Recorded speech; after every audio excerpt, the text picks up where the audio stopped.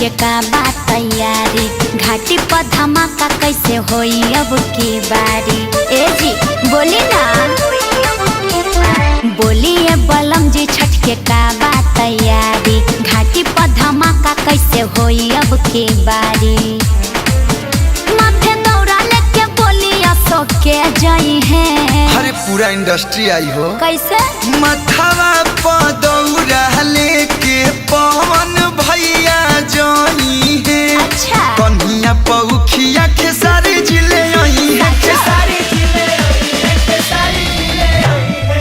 आया छपारा के घाट जगमगाई है जी, घाट जगमगाई है। अरे बहुत अच्छा लगी जी।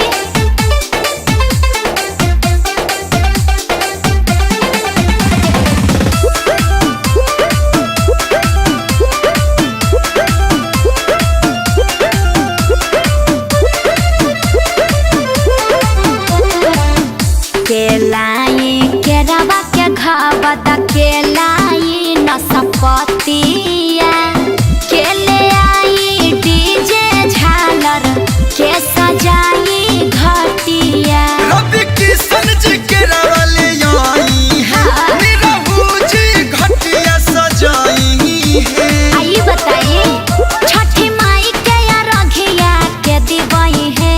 हरी हमार बाबूजी खुदे पंडित जी हमें हो। गैया के दूध लेके यहाँ समिसरा जी आई है। अच्छा। चुनमुन बाबा या रखिया दिवाई है। पूरा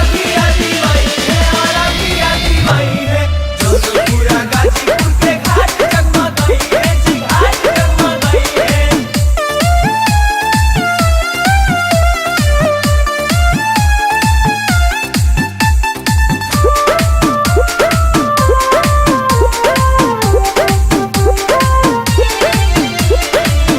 केलाई कलश पतियारी के कोसिया भरवाई हो, छठी माई के भाखल भारा बोली के उतरवाई हो। मनस्ती बारी जी कल सुपले आई है, अखिलेश जी कोसी भरवाई है।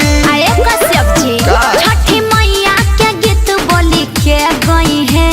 बगल में छोरा गाँव भटी ढोरा श्यामाया कहसियापन डीजे बजाई। हाँ तो होई गर्दनो।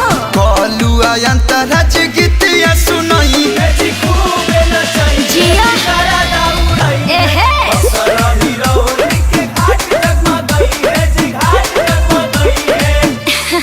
तब तो बड़ा निक लागी जी।